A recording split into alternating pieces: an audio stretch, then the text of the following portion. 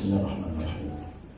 Assalamualaikum warahmatullahi wabarakatuh. Alhamdulillahirabbil alamin.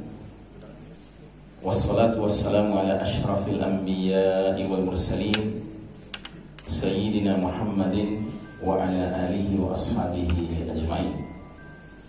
Faqala Allah Ta'ala fi kitabihil karim ba'da auzubillahi minasyaitonir rajim. Ya ayyuhalladzina amanu taqullaha haqqa tuqatih wa la tamutunna illa wa antum muslimun. Jamaah salat subuh rahimakumullah, alhamdulillah pagi hari ini Allah pertemukan kita kembali dalam ketaatan. Mudah-mudahan salat subuh kita berjamaah tadi diterima Allah Subhanahu wa taala, dan kita sudah ikuti juga acara penggalangan dana yang memang maksudnya adalah untuk membuktikan keimanan kita kepada Allah Ta'ala dan kecintaan kita kepada saudara-saudara beriman kita dimanapun mereka berada, khususnya di Ardul Mubarakah, di tanah yang diberkahi Allah Ta'ala, Syam, yang hari ini sedang menderita kesulitan karena menghadapi kezaliman penguasa zalim Syiah di Suriah khususnya. Dan mungkin sekedar tambahan dari saya, kalau tadi saudara-saudara sudah mengeluarkan infak terbaiknya seperti disampaikan saudara Abu Saleh tadi, nanti kalau ada yang tiba-tiba tergerak bagi hatinya untuk memberikan, di luar ada kantong-kantongnya yang untuk ini. Nah, tadi waktu ditampilkan video tentang ganasnya musim dingin di Suriah, ya, itu adalah latar belakang nasyid, ya. Mungkin kita nggak mengerti maknanya apa, tapi kalau kita mengerti, tentunya kita akan semakin tersentuh, ya. Di situ dikatakan angqizuni, zammiluni, ya, selimutilah aku, tolonglah aku dari dinginnya musim dingin, ya. Itu kira-kira begitu, ya. Terus dipertanyakan kita yang menyaksikan tadi, hal jahiltum, apakah kalian tidak tahu tentang hal ini? Hal bakhiltum, apakah kalian bakhil untuk memberikan harta kalian? Nah, jadi saudara-saudara rahimakumullah, kami menghimbau kembali, ya, ini bukan untuk siapa-siapa, bukan untuk Indonesia, bukan untuk mereka di sana, tapi untuk diri kita masing-masing, ya. Tadi ada kalimat yang saya selama ini ikuti saudara Abu Saleh biasanya sampaikan, tapi tadi luput dia sampaikan. Dia sering menyampaikan bahwa saat ini mereka memerlukan kita, memerlukan bantuan kita, ya. Tetapi nanti di hari berbangkit, kita yang membutuhkan kesaksian mereka. Mereka akan bersaksi bahwa saudara-saudara kaum muslimin dari negeri yang jauh, Indonesia, bahkan lebih khusus lagi dari ranah Minang, ya, telah membuktikan persaudaraan mereka dengan jujur, ya, sehingga kami punya tempat bernaung yang memadai menghadapi musim dingin yang tahun demi tahun kami tidak punya tempat itu. Tapi alhamdulillah berkat pertolongan dari kita, digerakkan oleh Allah Ta'ala, mudah-mudahan adik-adik kita, ya, anak-anak kita, ya, saudara-saudara kita, kakek nenek kita di sana, ya, bisa mendapatkan sedikit kelegaan menghadapi ganasnya musim dingin di Suriah. Saya alhamdulillah pernah tinggal di Suriah, ya, di Damaskus tahun 1970-an, dan memang kalau musim dingin, dingin sekali di sana, ya. Hampir selalu setiap tahun ada saja turun salju, ya. Padahal Damaskus itu terhitung di sebelah selatan, ya. Sedangkan wilayah Idlib ini di utara, Pak. Kalau di utara itu biasanya musim dinginnya saljunya turun tidak hanya sehari dua hari, bisa berbulan-bulan. Kalau di daerah Damaskus paling-paling hanya beberapa hari saja turun salju di musim dingin. Tapi kalau di wilayah Idlib ini yang menjadi sasaran kegiatan Indonesia ini adanya di utara, ya. Baik, ini sekedar mengingatkan diri saya dan kita bersama bahwa Nabi SAW bersabda, "Ma naqasa malil 'abdin min shadaqah." Tidak akan berkurang harta seseorang hamba Allah dikarenakan dia bersedekah, ya. Jadi tidak ada ceritanya Pak bersedekah itu mendatangkan kemiskinan, tidak ada. Justru banyak bukti dari generasi awal kita, para sahabat, yang mereka menjadi orang-orang kaya raya karena kegemarannya berinfak, kegemarannya bersedekah. Ya, bahkan banyak riwayat menggambarkan sahabat seperti Abdurrahman bin Auf itu yang terkenal pedagang kaya raya. Beliau itu bikin program khusus, setiap hari harus ada infak yang keluar, ya. Dan dia berusaha menjadi orang yang paling cerdas dengan mencari orang yang paling membutuhkan infak pada hari itu. Ya, kita masih jauh dari itu, Pak. Kita masih harus menunggu ada yang menggugah kita, ada yang menggerakkan hati kita, baru kita tergerak, ya.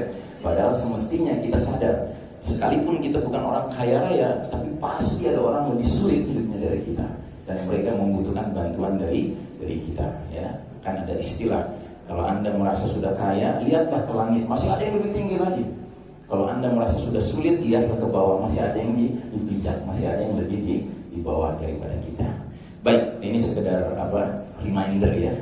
Fa inna dzikra tanfa'ul mu'minin. Sesungguhnya reminder itu sangat bermanfaat bagi orang-orang beriman. Saudara sekalian rahimakumullah, kita masuk ke pembahasan pagi hari ini. Tema kita sudah diumumkan tadi, menjaga takwa di akhir zaman. Saya membahasakannya agak lebih panjang, ya, memelihara takwa di tengah fitnah akhir zaman. Berarti ada dua bahagian yang akan kita bicarakan. Ada bagian takwa dan ada bagian fitnah akhir zaman, ya. Dan kita akan mulai dengan bagian yang kedua terlebih dahulu. Umat Islam sedang menjalani babak paling kelam dalam perjalanan sejarahnya. We are living in the darkest chapter of the Islamic history. Ini adalah babak paling gelap, paling kelam dalam sejarah umat Islam. Inilah babak di mana Allah Subhanahu wa Ta'ala menguji kita, umat Islam, dengan posisi sedang kalah. Sebaliknya, kaum kafir, khususnya Barat, Amerika, Eropa, Yahudi, Nasrani, diizinkan Allah memimpin dunia, berjaya mereka, ya. Sadari, Pak, tidak mungkin mereka berjaya memimpin dunia kalau bukan karena mendapat izin dari Allah. Cuma sayang, kita orang Indonesia nggak ngerti bahasa Arab, tidak mampu membedakan antara izin Allah dengan ridha Allah. Padahal izin Allah dengan ridha Allah itu berbeda, Pak. Semua yang terjadi di dunia ini hanya bisa terjadi karena mendapat izin Allah. Tapi apa semua yang terjadi di dunia pasti Allah ridhai? Kan tidak. Contoh, apa ada pencurian bisa berlangsung tanpa izin Allah? Apa ada? Tidak mungkin. Semua pencurian, kelas kecil maupun kelas kakap, ya, itu hanya bisa terjadi karena izin Allah. Tapi pernahkah Allah ridha dengan pencurian? Allah tidak pernah ridha dengan pencurian. Perzinahan, ya. Apa mungkin ada perzinahan terjadi di dunia ini tanpa izin Allah? Tidak mungkin. Tapi tidak pernah Allah mengizinkan, meridai perzinahan. Tidak pernah. Bahkan ayatnya berbunyi bukan jangan lakukan zina, ya, tapi la taqrabuz zina, jangan dekati zina. Jadi semua pintu menuju ke arah zina itu harus ditutup rapat-rapat. Nah, begitu juga dengan kepemimpinan kaum kafir Yahudi Nasrani atas dunia hari ini. Dia hanya bisa terjadi karena Allah izinkan. Allah ridha dengan kepemimpinan mereka? Allah ridha? Allah tidak ridha. Kenapa? Karena jenis kepemimpinan yang Allah ridhai hanyalah bila satu, yang memimpin adalah kaum beriman, dan ada syarat kedua, bukan hanya yang memimpin kaum beriman, tapi kaum beriman yang memimpin itu menjunjung tinggi aturan dan hukum Allah Subhanahu wa Ta'ala. Barulah itu kepemimpinan diridhai Allah Subhanahu wa Ta'ala.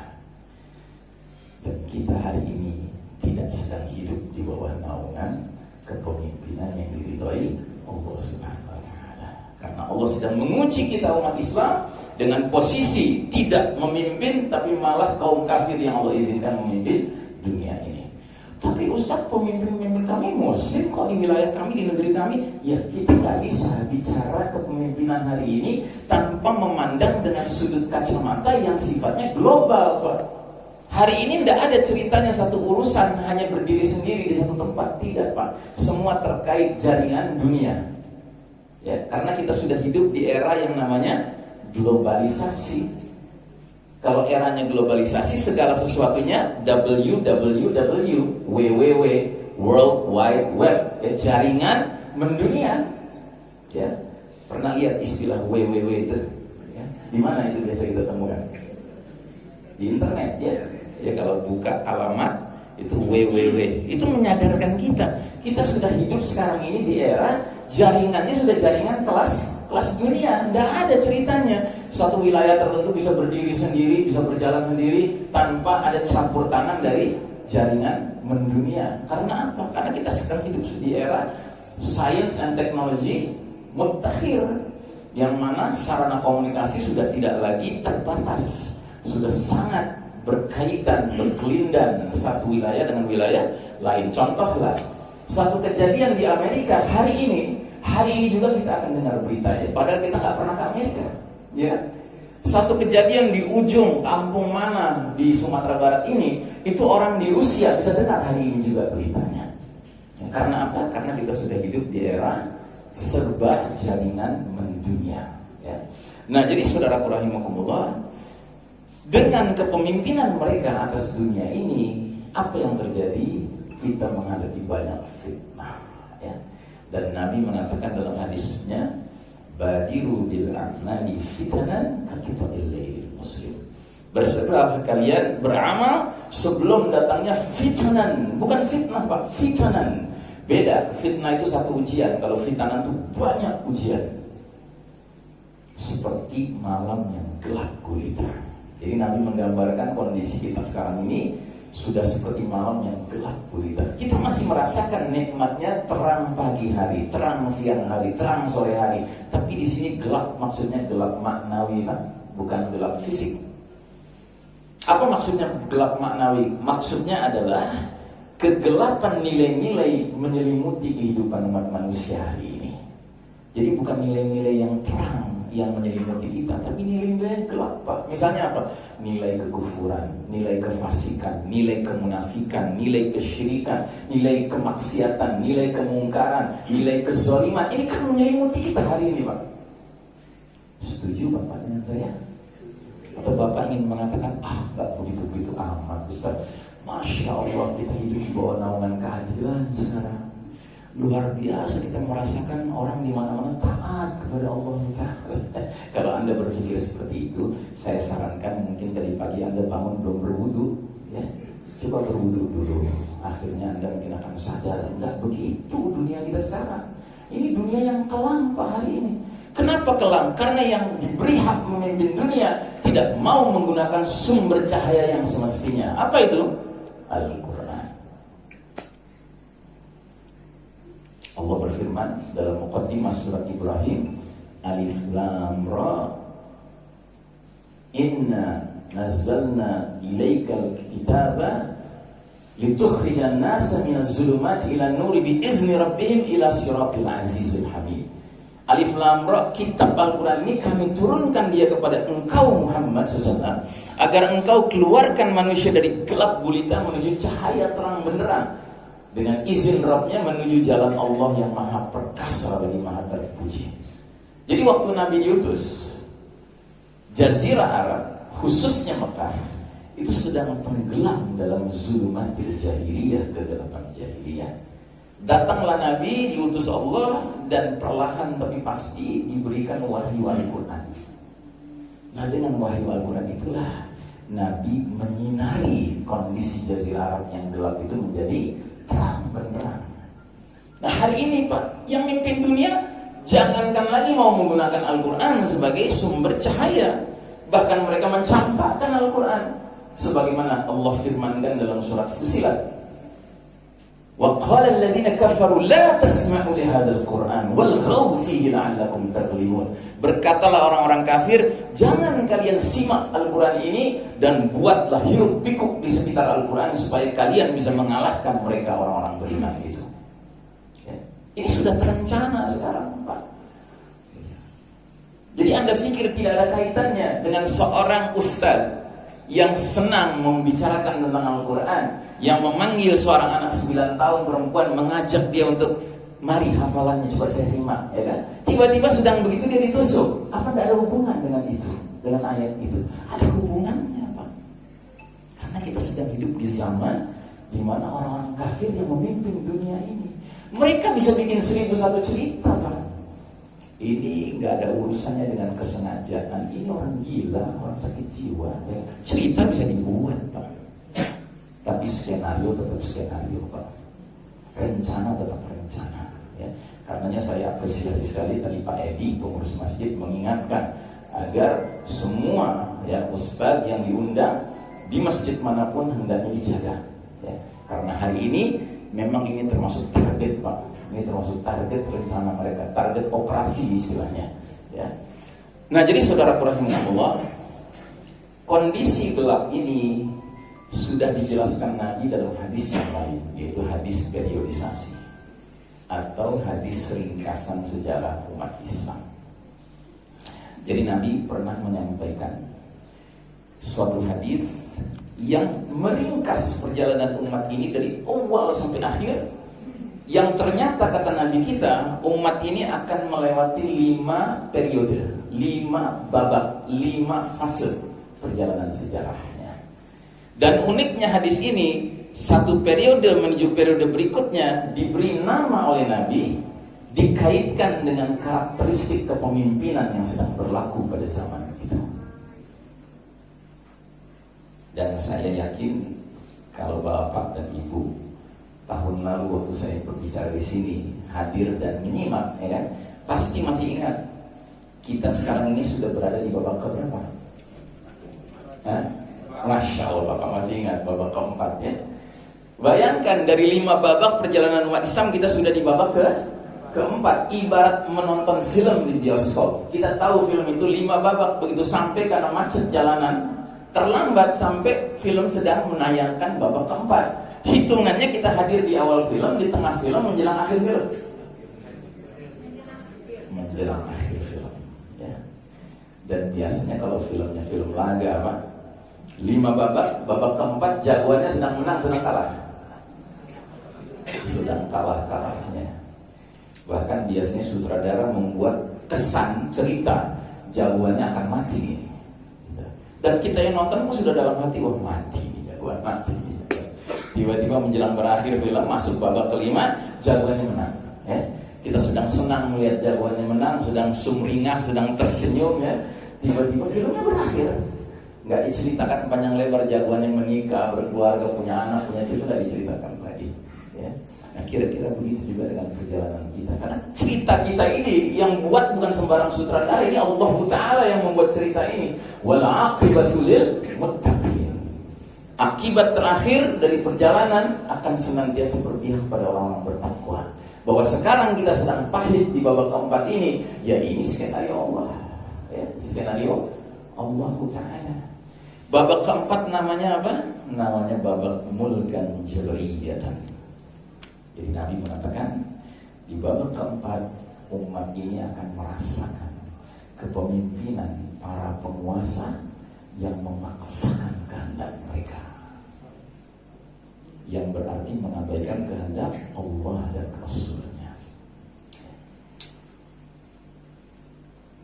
Kalau kita sudah lihat hadis ini saja, Pak, kita jadi ngerti, oh ya pantas dunia menjadi seperti begini sekarang ini. Karena memang Nabi sudah katakan kita harus melewati babak ini, babak pahit ini, Pak. Babak di mana umat Islam babak belur, ya. Dan Masya Allah, kalau kita lihat 5 babak ini ada garis merah, Pak, mengiringinya dari babak ke babak. Saya tegaskan garis merah ini bukan garis kemiskinan, Pak. Ini adalah garis pembatas kapan umat Islam berjaya, berada di atas posisinya, dan kapan umat Islam sedang kalah, sedang runtuh, berada di bawah posisinya.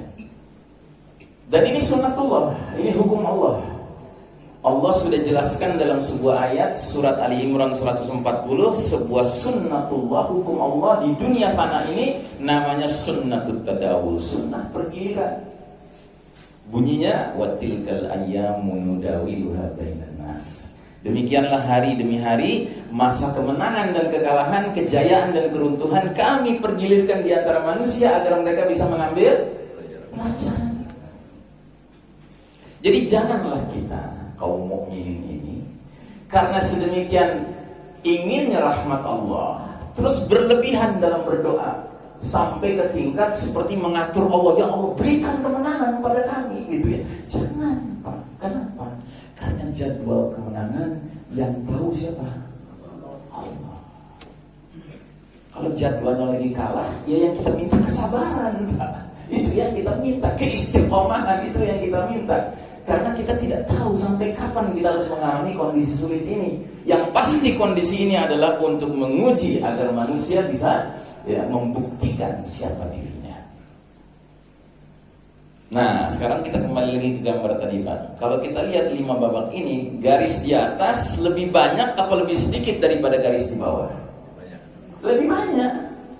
Artinya apa? Perjalanan 5 babak ini lebih banyak umat diizinkan Allah berjaya memimpin umat manusia lainnya. Bahwasanya kita ditakdirkan Allah di babak keempat, di mana kita di bawah garis merah, itu rezeki namanya. Kenapa saya bilang rezeki? Karena ada kaidah fikihnya Pak. Al-ajru hasabil masyaqqah.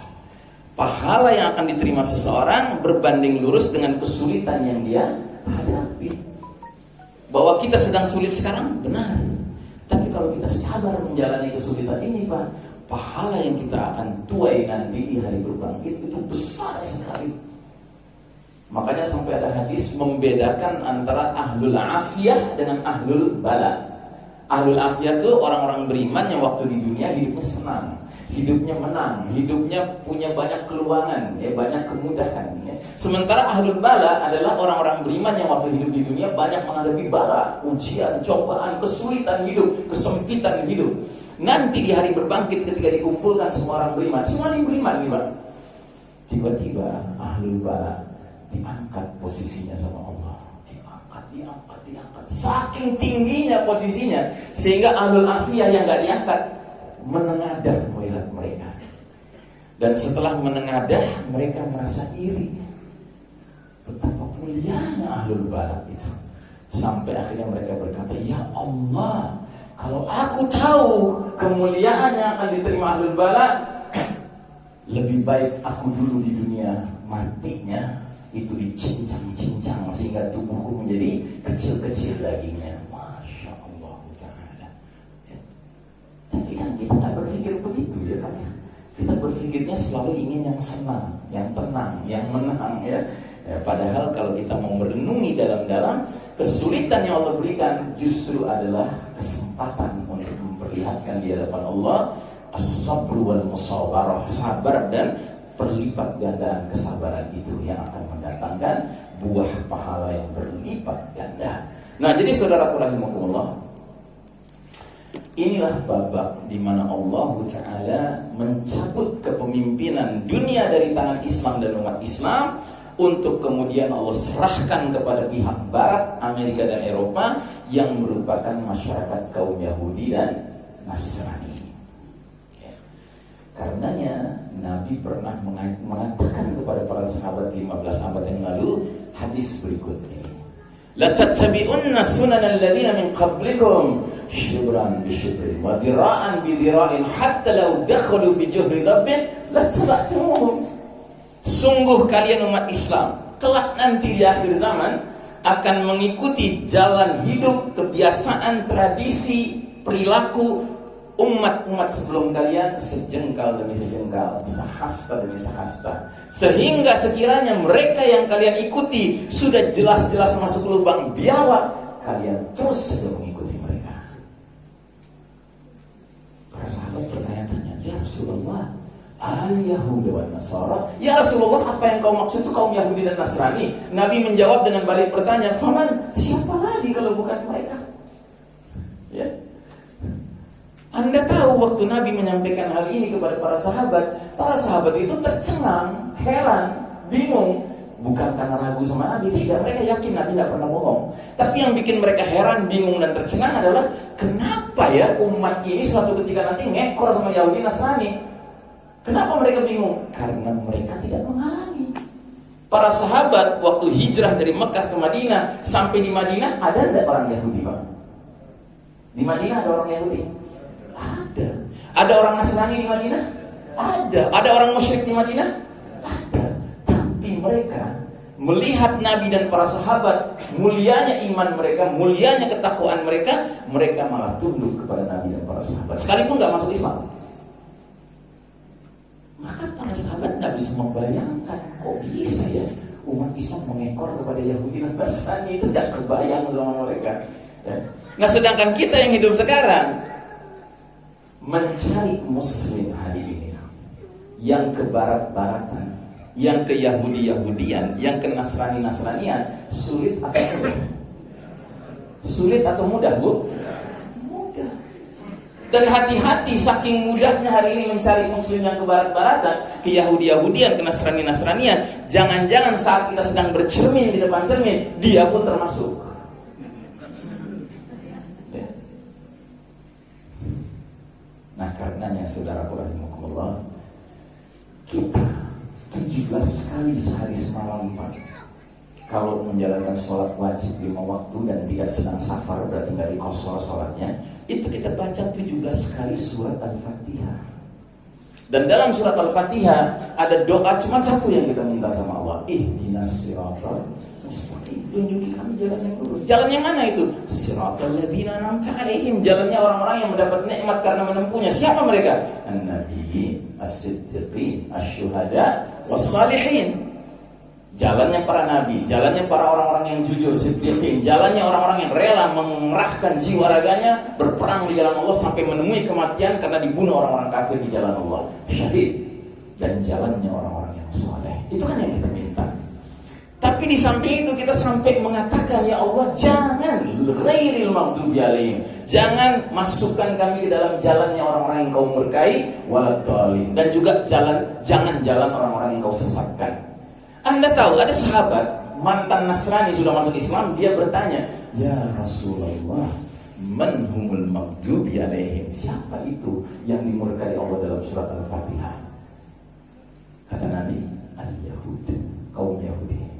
Wa man humud dhalun, dan siapa itu yang tersesat dalam surat Al-Fatihah? Kata Nabi, an-Nasara, kaum Nasrani. Coba bayangkan Pak, 17 kali sehari semalam kita minta jangan sampai kita jadi kaya orang Yahudi, kaya orang Nasrani, tapi justru Allah sedang izinkan Yahudi Nasrani memimpin dunia hari ini. Maka menjadi wajar tidak, menjadi jelas tidak, kenapa kok banyak kaum muslimin hari ini menjadi ke Yahudi-Yahudian, ke Nasrani-Nasranian. Wajar tidak? Wajar tapi tidak benar, ya. Sekalipun itu wajar bisa dimengerti, tapi tetap kita tidak boleh membenarkan. Itulah kekeliruan, itulah kesesatan. Bayangkan dalam sholatnya minta jangan jadi seperti Yahudi Nasrani, tapi di luar sholat kelakuannya Yahudi kali, Nasrani kali, Barat kali. Dan bangga pula Pak. Coba bayangkan, udah masuk lubang biawak ini Barat nih, Yahudi Nasrani. Misalnya contoh lubang biawak apa? LGBT, kan lubang biawak itu Pak. Udah disaksikan sama umat Islam, mereka masuk lubang biawak menjadi LGBT, masih saja ikut umat Islam menjadi LGBT. Bangga pula, berkelakuan pula, laki-lakinya macam perempuan. Nauzubillah min dzalik. Pernah beredar video Pak di YouTube. Kejadiannya di Barat, di Amerika. Di sebuah minimarket ada seorang, kita nggak tahu nyebutnya apa ya. Kalau di Barat disebutnya transgender. Tahu transgender? Transgender itu laki-laki yang migrasi kelamin menjadi perempuan, atau perempuan yang migrasi kelamin menjadi laki-laki. Ingat ya, migrasinya migrasi kelamin Pak, bukan migrasi jaringan telepon, tidak. Migrasi dari Indosat ke Telkomsel, bukan. Ini migrasi kelamin Pak. Jadi suatu ketika di minimarket ada seorang laki-laki yang sudah transgender, badannya tegap Pak, tapi rambutnya panjang, terus berpenampilan kayak perempuan. Dia tetap laki-laki kan? Terus ketika dia mau bayar di kasir, ya, dia tanya, how much? Ya, berapa seluruhnya? Dijawab sama si kasirnya, ya. Misalnya nggak ingat angkanya berapa, tapi misalnya dia jawab $25 Pak. Dia jawab gitu, $25 Pak gitu. Sir katanya, pak katanya, saya ini perempuan katanya gitu. Oh sorry sir, maaf pak lagi keluar dari mulutnya. Gak bisa dia pungkiri pak, dia melihatnya laki-laki. Akhirnya ribut pak. Ini kan lubang biawak pak. Tapi ditiru sama sebagian umat Islam hari ini. Wah jelas mereka masuk lubang biawak. Kok ditiru juga?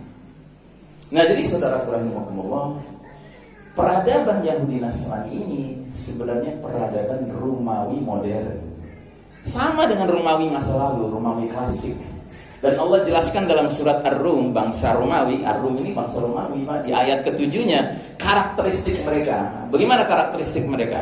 Ya'lamuna zahiran minal hayatid dunya wa hum 'anil akhirati hum ghafilun. Mereka bangsa Romawi itu hanya mengenal, mengetahui, memahami perkara-perkara yang zahir, yang material dari kehidupan dunia saja. Sedangkan terhadap kehidupan akhirat mereka lalai. Itu ciri khas mereka. Jadi ciri khas mereka, mereka cuma faham urusan dunia, urusan akhirat sama sekali mereka tidak faham. Lalai mereka. Maka kalau Anda ditakdirkan naik kendaraan, misalnya pesawat atau kereta api, tahu-tahu ada orang bule, Amerika kah, Eropa kah, bukan muslim, coba Anda ngobrol sama dia. Bicara tentang dunia, apapun urusan dunia, dia pasti menguasai pembicaraan, Pak. Tapi begitu Anda mulai ganti topik, Anda mulai bicara soal kematian, Anda mulai bicara tentang alam barzakh, Anda mulai bicara tentang padang mahsyar, Anda mulai bicara tentang surga dan neraka, dia diam seribu bahasa. Kalau perlu dia ambil buku, dia baca buku, nggak peduli dengan omongan kita. Kenapa? Karena menurut dia ini omong kosong. Nah yang mimpin dunia tuh macam itu sekarang Pak. Mereka mimpin dunia. Wajar nggak kalau kemudian dunia ini diajak semuanya menjadi materialis, menjadi hubbud dunia? Wajar tidak? Ya wajar, karena mereka nggak punya penawaran lain kecuali itu. Kalau dalam kaidah bahasa Arab ada ungkapan faqidu syai' la yu'tihi. Orang yang nggak punya apa-apa nggak bisa memberikan apa-apa. Kalau orang nggak punya keimanan pada akhirat, bagaimana dia akan bagi keimanan pada akhirat kepada orang lain? Kan tidak mungkin. Akibatnya apa? Akibatnya umat manusia tidak lagi hidup dalam sistem iman tauhid yang lurus dan berkah, melainkan hidup dalam sistem kafir syirik yang sesat dan merusak. Maksudnya, setelah 1342 tahun Hijriah umat Islam berjaya memimpin dunia di babak pertama, kedua, dan ketiga, kita itu memperkenalkan sistem iman tauhid kepada dunia ini, Pak, kepada umat manusia. Sehingga terasa hidup itu penuh kelurusan dan penuh keberkahan. Tapi begitu kita masuk babak keempat, Allah cabut kepemimpinan dunia dari tangan umat Islam, Allah serahkan kepada kaum kafir. Baru juga 100 tahun, 1342, kita sekarang 1442, baru 100 tahun kan?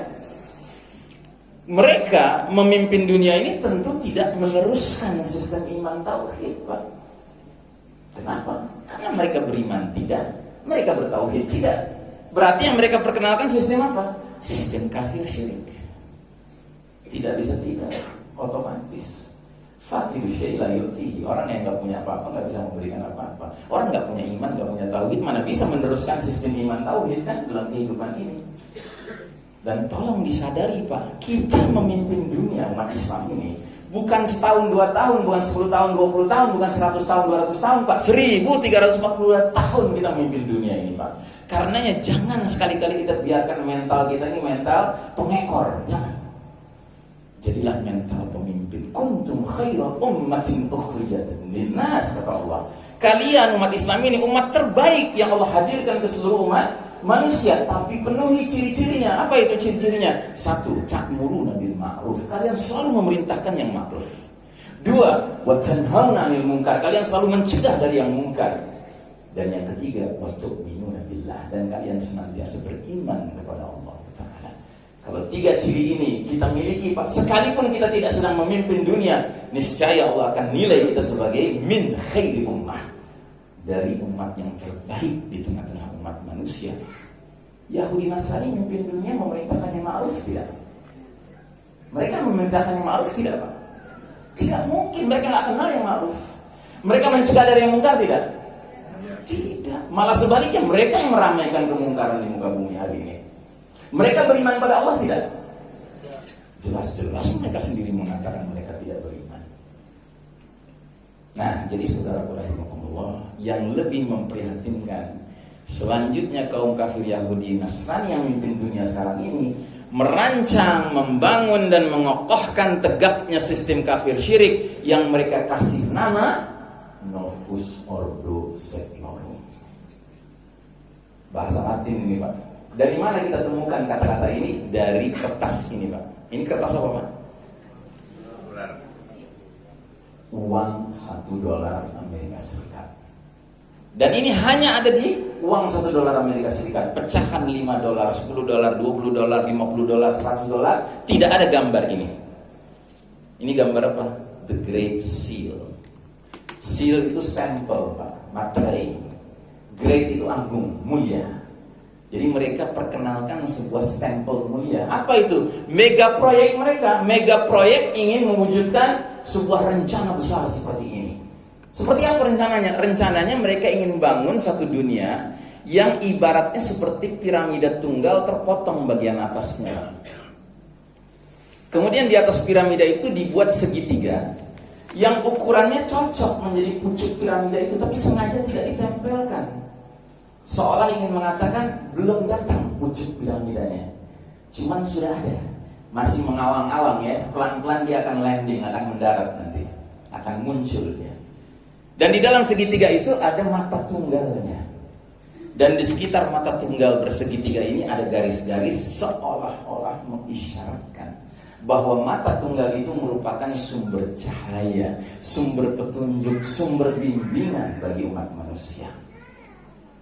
Terus mereka tulis di bawahnya kata-kata Novus Ordo Seclorum. Ini nama mega proyek mereka, Pak. Apa artinya? Novus artinya baru, new. Ordo artinya tatanan, order, ya. Seclorum artinya world, dunia. Jadi dengan kata lain, inilah tatanan dunia baru. Menggantikan tatanan sistem iman tauhid yang sudah berlangsung ribuan tahun tapi sudah runtuh, sudah berlalu. Dan mereka menyangka bahwa mereka bisa dengan dikdayanya mewujudkan proyek NOS ini. Proyek apa ini? Ini proyek mengumpulkan semua penduduk dunia ke dalam satu keranjang kotak piramida tunggal untuk kemudian tunduk pada kepemimpinan si mata sebelah. Siapa si mata sebelah? Alhamdulillah.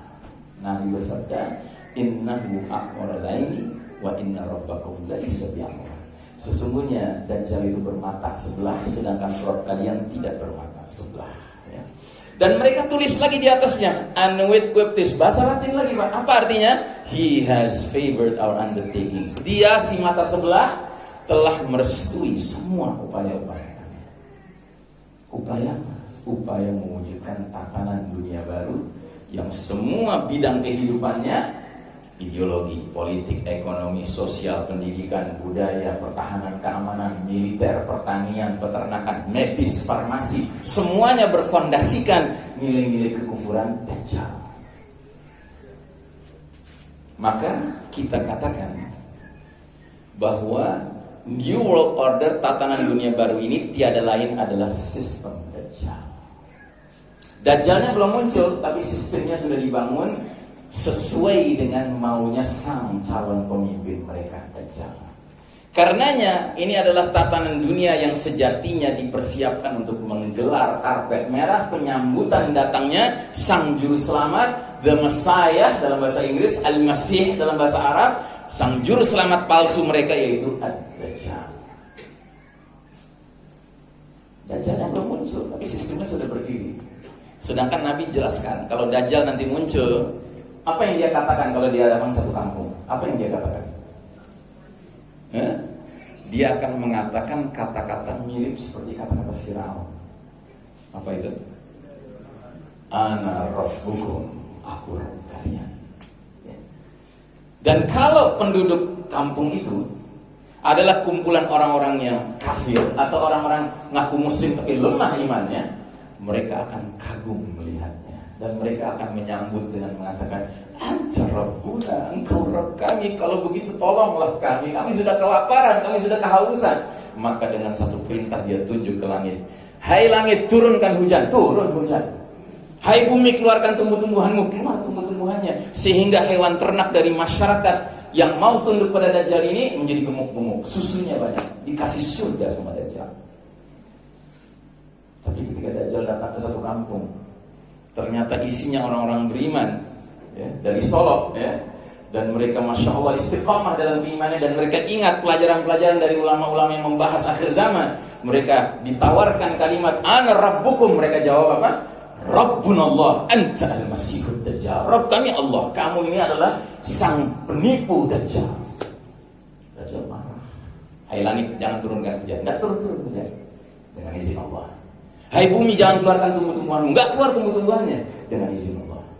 Sehingga hewan ternak kaum beriman ini mati bergelimpangan. Mereka kelaparan. Tapi mereka tahu solusinya, karena Nabi sudah jawab kepada para sahabat, ya Rasulullah, di zaman Dajjal muncul nanti, apa makanan kita kalau nggak ada makanan? Kata Nabi, makanan kalian orang beriman adalah makanan para malaikat.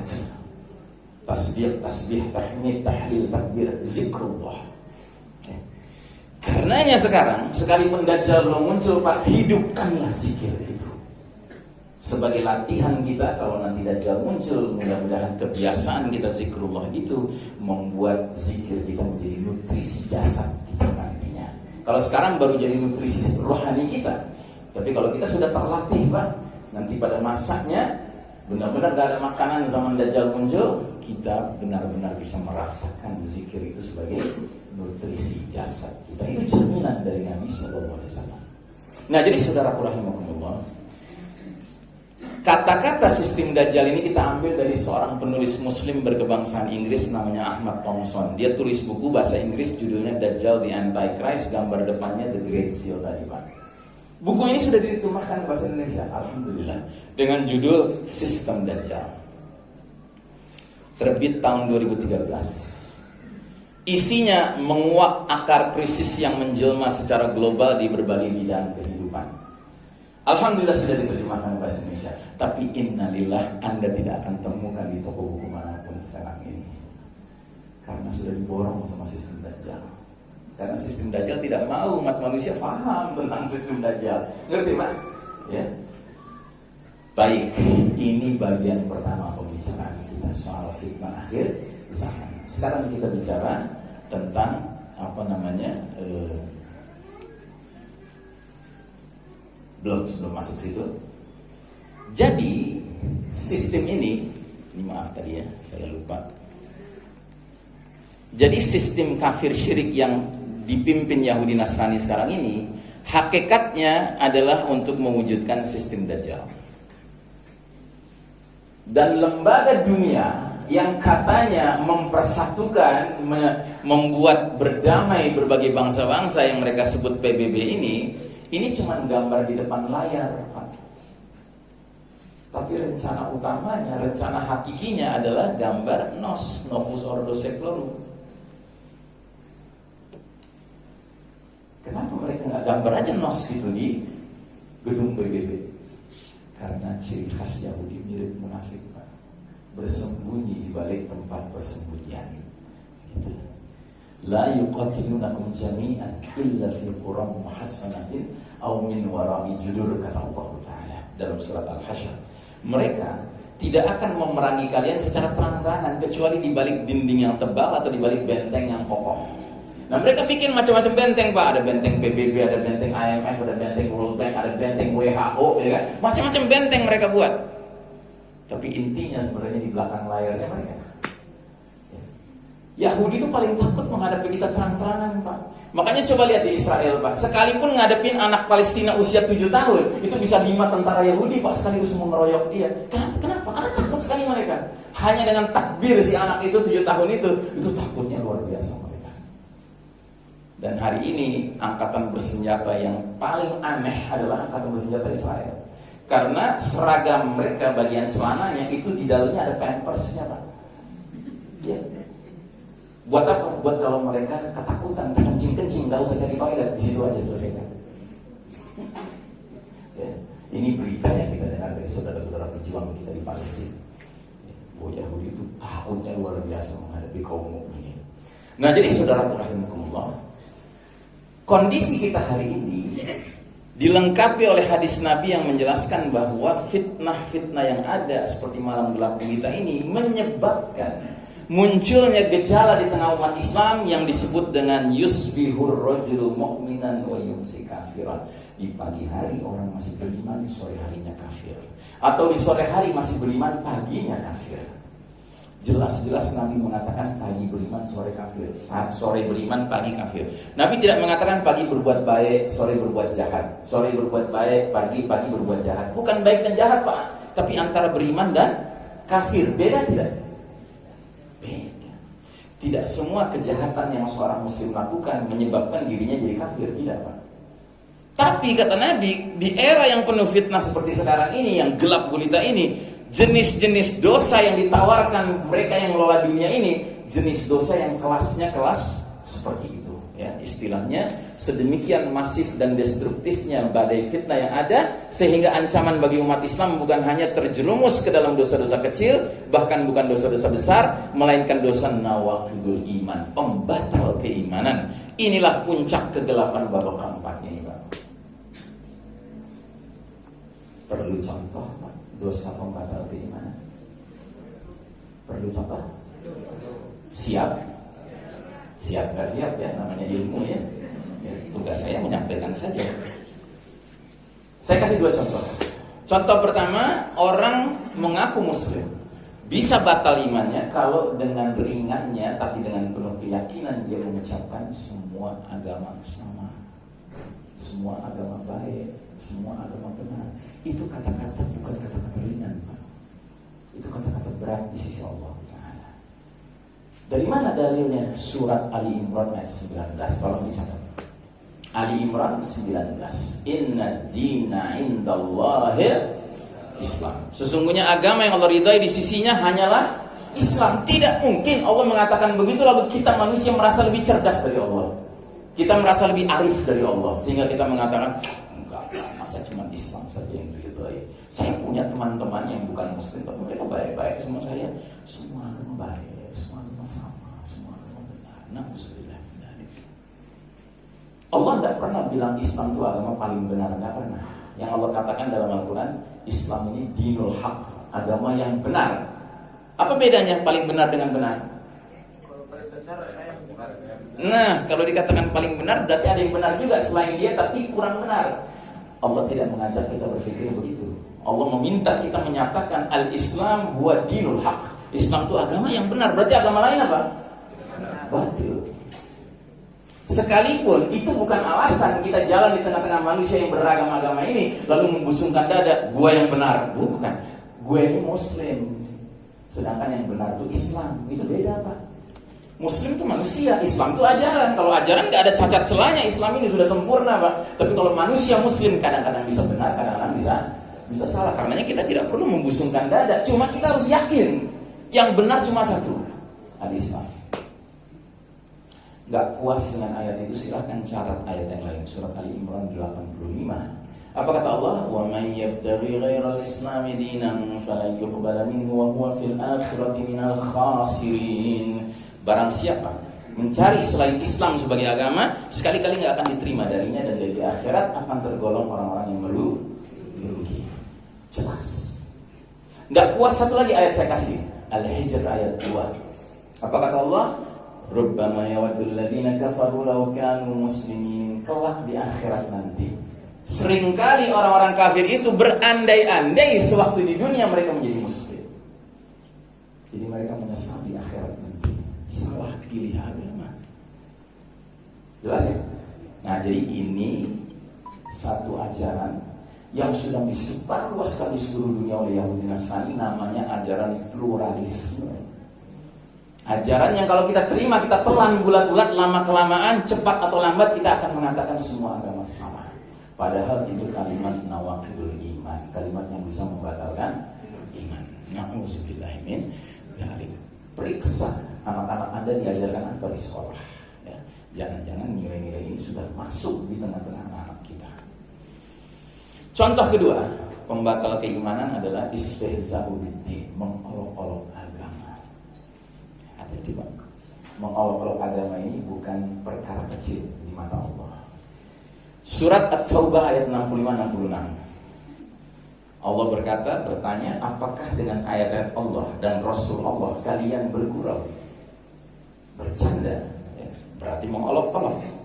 Qad kafartum ba'da imanikum, sungguh kalian telah kafir setelah tadinya beriman. Jadi mengolok-olok agama itu termasuk dosa yang kelasnya membatalkan iman. Bukan dosa kecil, bukan dosa besar. Dan hati-hati Pak, kadang-kadang kita suka terjebak ya. Ada tayangan di televisi stand up comedy. Pernah lihat stand up comedy? Pelawaknya kadang-kadang melampaui batas. Dia merasa supaya garing gurauannya, lawakannya, dia mengolok-olok agama. Kalau kita ikut menyimak, bahkan ikut tertawa, saat itu juga dosa kita dengan dosa dia sama Pak. Maka kalau sudah mulai mengarah ke situ, matikan saja itu televisi atau pergi dari situ. Kenapa? Karena kita tidak boleh ikut serta dalam hal itu. Dalam surat An-Nisa 140 dijelaskan, kalau kalian tetap berada di situ sedangkan dia sedang mengolok-olok agama, kalian seperti dia. Ya, jadi mirip, dosanya sama. Batal iman juga, na'udzubillah min dzalik ya. Hari ini ada orang mengolok-olok agama Pak?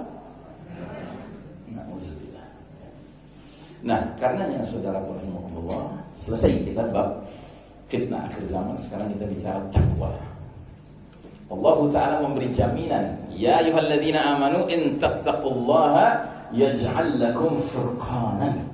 Hai orang-orang beriman, barang siapa di antara kalian bertakwa kepada Allah, niscaya Allah akan berikan kepadamu furqan. Apa itu furqan?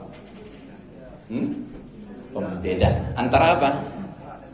Hak dan batil, antara ma'ruf dan mungkar, antara sunnah dan bid'ah, antara tauhid dan syirik, antara yang diperintahkan Allah dan yang dilarang Allah. Dan ini perkara yang hari ini amat sangat kita perlukan. Karena apa? Karena yang mengelola dunia, Yahudi Nasrani, justru sedang menjungkir balikan nilai-nilai sekarang ini. Orang yang justru berjuang untuk menegakkan keadilan dan kebenaran dituduhnya teroris. Orang yang justru menghancurkan kemanusiaan disebutnya pejuang hak asasi manusia. Kan kita diajak untuk melihat segala sesuatu terbalik-balik Pak.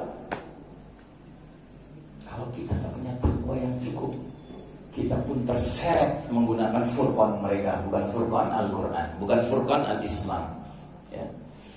Nah karenanya saudara rahimakumullah, Nabi Muhammad SAW menjelaskan bahwa ajaran Islam ini sudah sempurna, tetapi penganutnya enggak sempurna. Maka bisa saja suatu ketika sekalipun Islam sudah berjaya, sudah mentereng, sudah tampil cemerlang di muka bumi ini, dia bisa luntur kembali. Dan cara lunturnya bagaimana? Nabi jelaskan, la tunqadanna 'ural islami urwatan urwatan fa kullaman taqadat urwatun tashabbatha an-nasu billati taliha fa awwaluhunna naqdad al-hukm wa akhiruhunna as-shalah. Sungguh ikatan Islam bisa terurai simpul dengan demi simpul. Jika satu simpul terurai, manusia bergelayutan pada simpul berikutnya. Terurai lagi bergelayutan pada simpul berikutnya. Yang paling awal terurai simpul urusan hukum. Yang paling akhir terurai simpul urusan sholat. Nah, semenjak runtuhnya sistem iman tauhid, kondisi umat Islam semakin melemah. Karena rumah besar tempat bernaung dan berlindungnya sudah runtuh. Akibatnya komitmen terhadap dinullah Islam semakin luntur. Bukan saja hukum Islam sebagai simpul yang paling awal sudah copot, sudah ditinggalkan, sudah ditanggalkan ya. Coba lihat, semenjak runtuhnya Kesultanan Utsmani Turki, kekhalifahan terakhir umat Islam, maka negeri-negeri kaum muslimin mencanangkan bahwasanya hukum yang berlaku di negerinya bukan hukum Islam lagi, hukum sekuler. Bahkan tidak jarang ada negeri-negeri muslim yang menggunakan hukum dari mantan penjajahnya. Kan aneh sekali. Misalnya negeri muslim dijajah Inggris, berhasil tuh muslimin di negeri itu mengusir penjajah-penjajah Inggris, bule kafir itu keluar dari negerinya. Tapi herannya setelah itu hukum Inggris dipakai di negeri itu. Ada negeri lagi dijajah Belanda. Tahu negeri itu? Tahu ya? Berhasil para mujahid di negeri itu mengusir penjajah-penjajah Belanda bule kafir itu dengan kalimat yang jelas, Allahu Akbar, bukan dengan kalimat merdeka, bukan, Allahu Akbar. Setelah terusir, hukum Belanda jadi awetkan di situ. Apa nggak bodoh itu? Ya. Padahal sebelum Belanda datang di negeri ini, negeri yang tadinya dijajah Belanda itu, saya pakai kata negeri ya kan? Di negeri tersebut, ya kan? Itu yang berlaku apa? Yang berlaku hukum Islam. Karena yang banyak itu kesultanan Islam di situ. Kenapa nggak kembali ke asalnya? Karena dahsyatnya penetrasi penguasa dunia Yahudi Nasrani itu.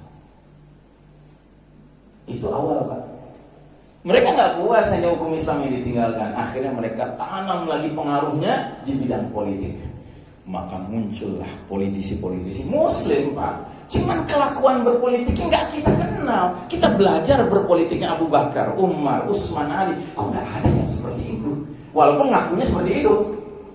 Oh, ini kelasnya kelas Umar. Oh, tapi ya padahal penipu besar, pembohong besar. Mau disama-samakan dengan Umar pula, ya kan? Kita kan baca sejarah dan kita bisa berkaca dari sejarah. Jadi simpul politik lepas, simpul ekonomi, ya, bahkan di negeri-negeri Muslim diperkenalkan, diundang ekonomi ribawi. Makanya terjerat oleh hutang yang gak ada habis-habisnya. Simpul apa lagi? Simpul pendidikan. Orang tidak bangga lagi dengan pendidikan Islam, bangga dengan pendidikan sekuler. Maka makin banyak orang tua hari ini nggak punya cita-cita anaknya menjadi ulama besar, menjadi sinar di tengah masyarakat yang sedang gelap gulita ini. Tapi lebih bangga kalau anaknya jadi tukang insinyur atau tukang dokter istilahnya. Di bidang apa lagi? Di bidang medis. Dulu yang namanya para tabib itu sangat paham dengan tibun nabawi, pengobatan cara Nabi. Yang fondasi dasarnya apa? Bahwa mereka sebagai tabib tidak bisa menyembuhkan pasien.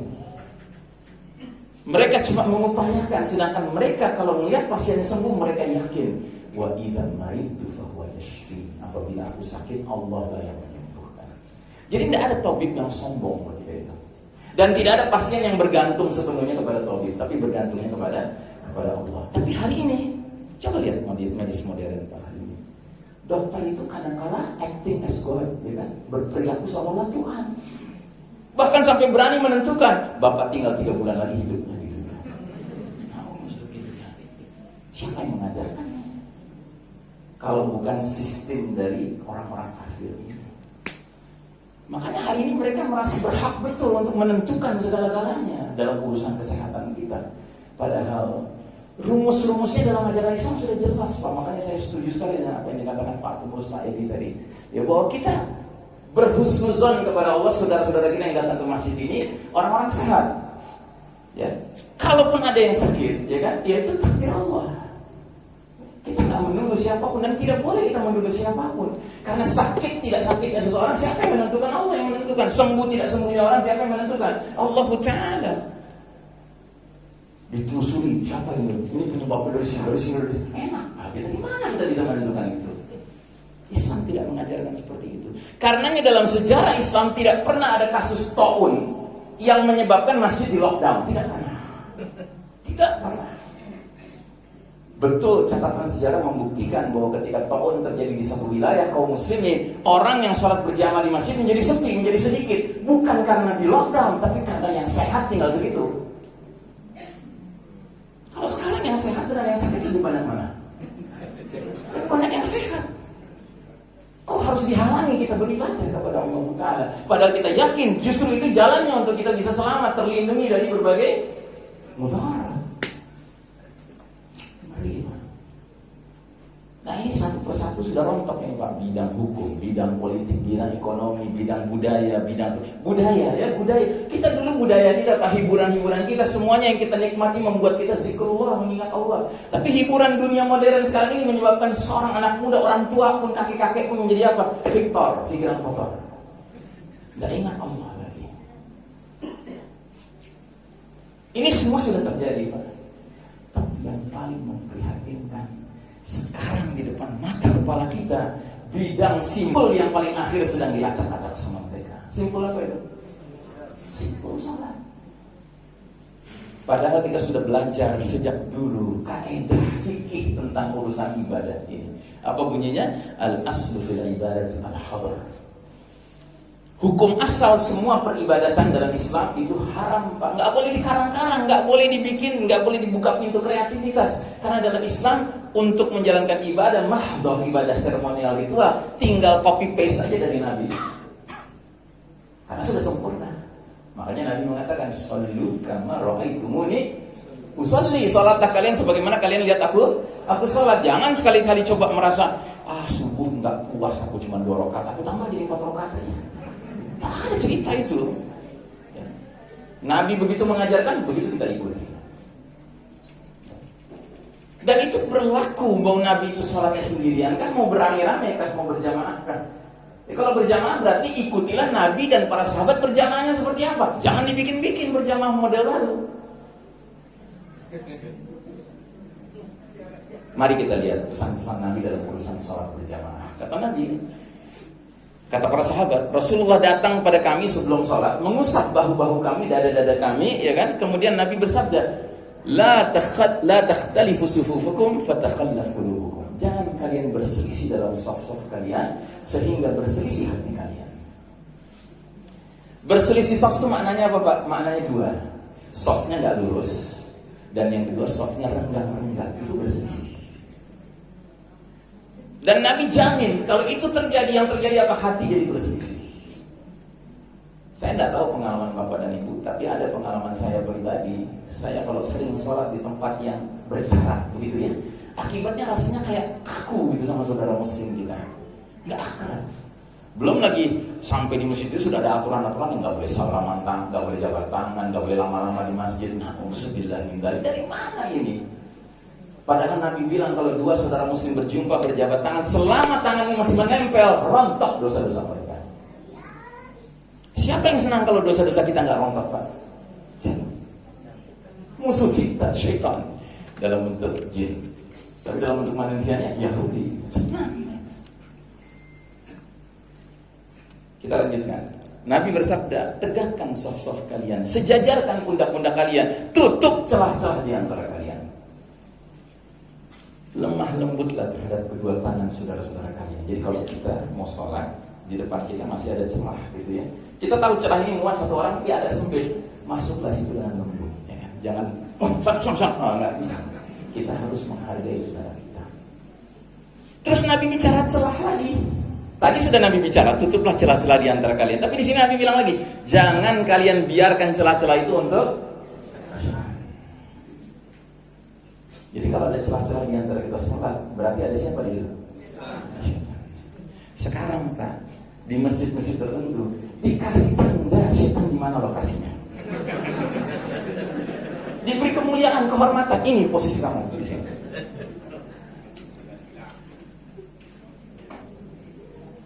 Nabi pernah mimpin sholat.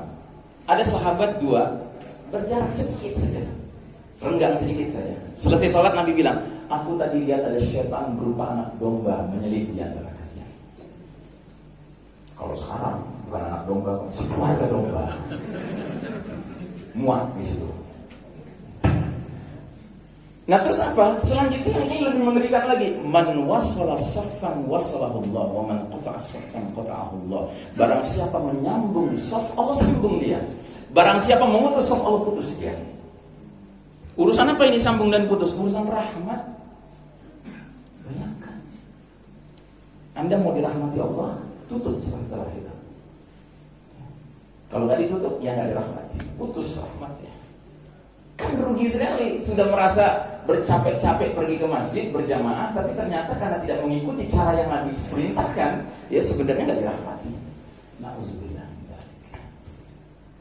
Kita tidak menyalahkan pemerintah, kita tidak menyalahkan ulama yang mengeluarkan fatwa, tapi ini semua ada ujungnya, Pak. Ujungnya siapa? Yahudi. Nanti saya jelaskan hadisnya pada nama Yahudi itu. Ini belum sampai ke situ. Kita teruskan. Nabi bertanya kepada para sahabat, mengapa sih kalian tidak bersaf berbaris sebagaimana para malaikat berbaris di hadapan Rabb-nya? Bingung, para sahabat nggak pernah lihat malaikat. Kan bukan Nabi. Nabi bisa lihat malaikat, para sahabat nggak bisa lihat malaikat. Mereka bertanya, bagaimana para malaikat itu berbaris di sisi Rabb-nya? Akhirnya dijelaskan sama Nabi. Para malaikat itu yutimmuna as-sufufal awwal wa yatarasuna fis shaf. Mereka itu berlomba merebut shaf paling depan dan mereka menempel satu dengan lainnya.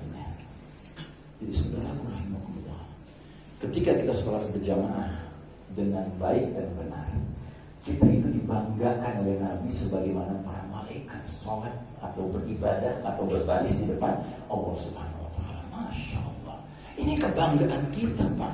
Kita nggak boleh punya perasaan ridho kebanggaan kita ini diacak-acak, Pak. Nggak boleh. Harus tersinggung kita.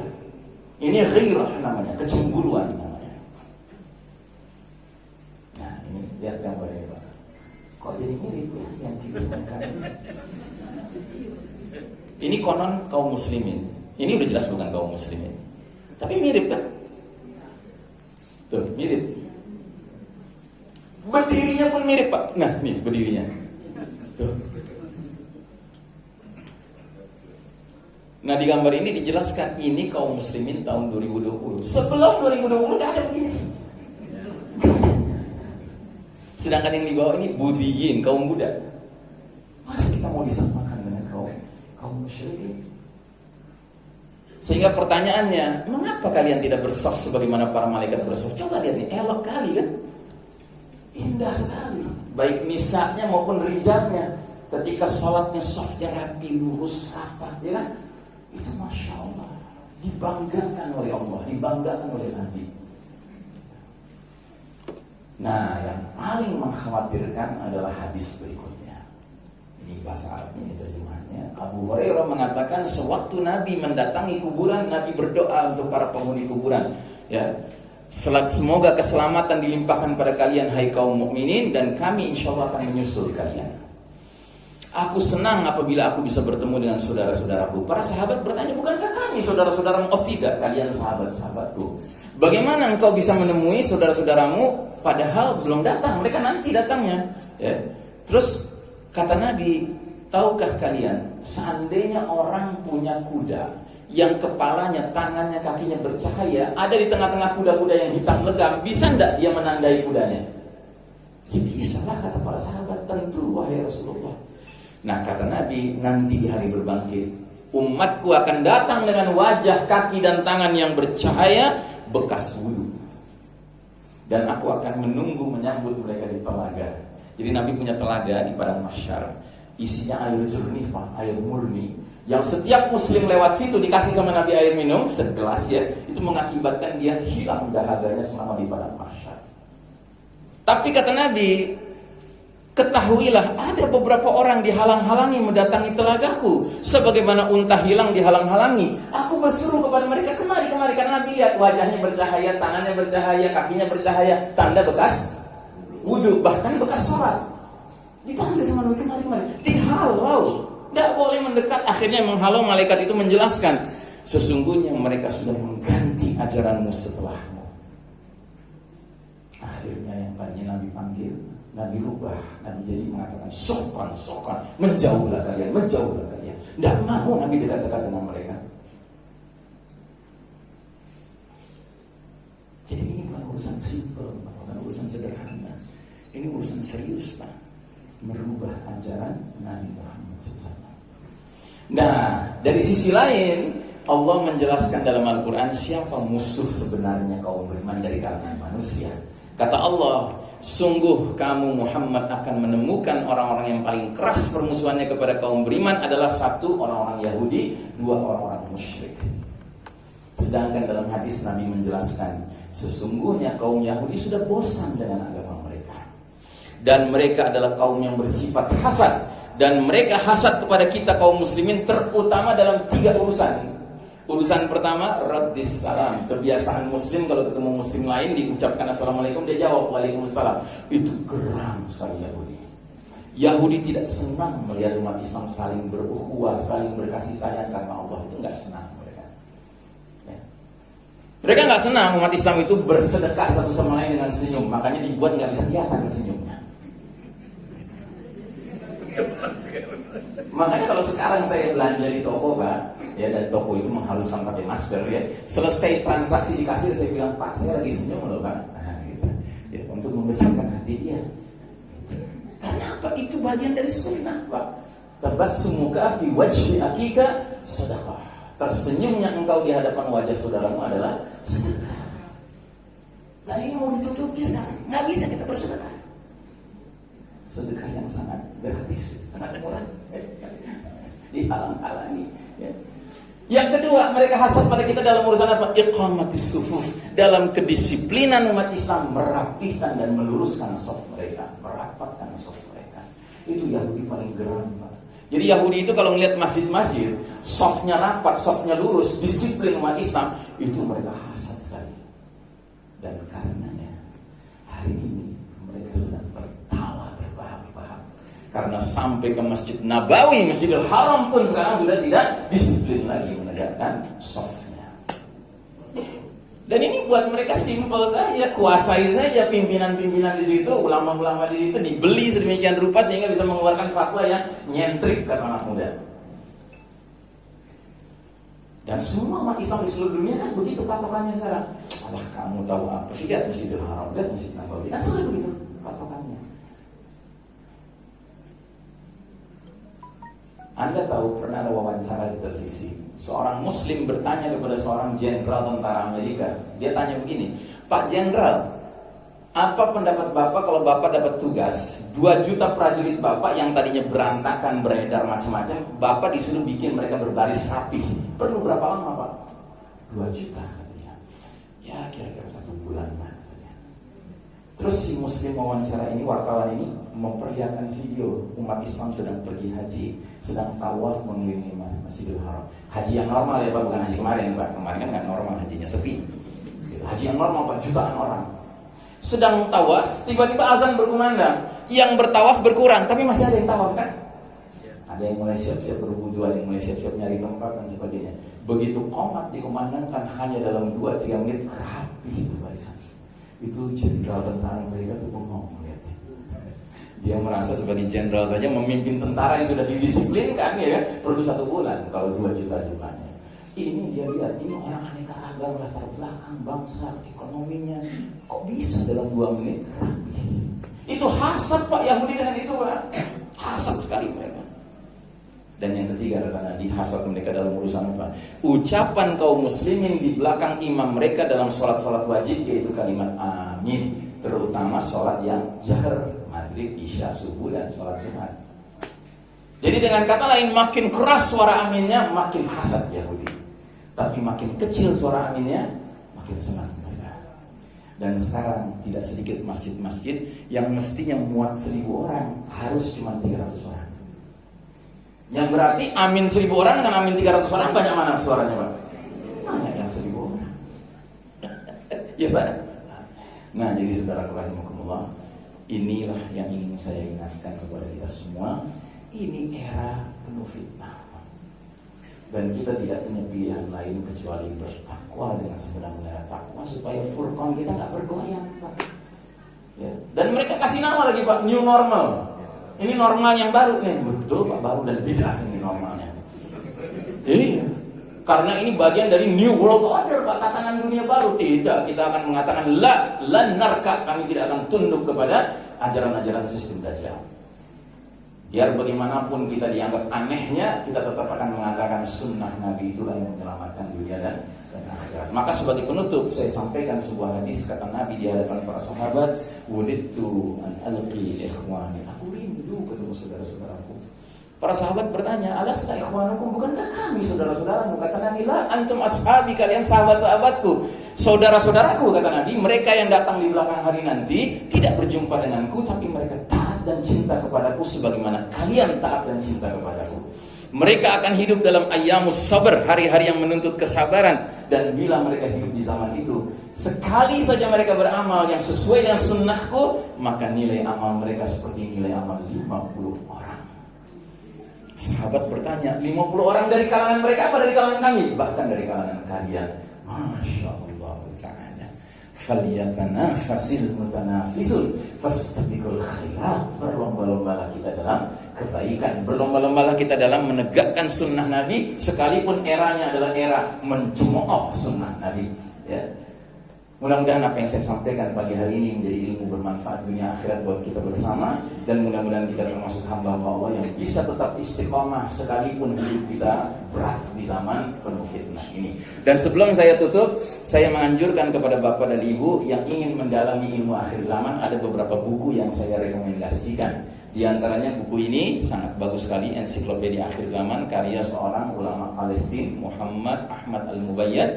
Ada buku Negeri-Negeri Akhir Zaman, ada buku 400 Hadis Akhir Zaman, ada buku Misteri Dajjal Akhir Zaman, dan ada buku Kita Berada di Akhir Zaman. Yang mudah-mudahan kalau Bapak dan Ibu tertarik dan ingin mendalami ilmu akhir zaman, ini bisa membantu membuka wawasan keilmuan tentang ilmu akhir zaman yang sangat penting ini Pak. Ya. Dan untuk itu saya akhiri, wassallallahu ala nabiyyina Muhammadin wa ala alihi washabbihi wasallam taslima, walhamdulillahirabbil alamin, uhibbukum fillah, wassalamu alaikum warahmatullahi wabarakatuh.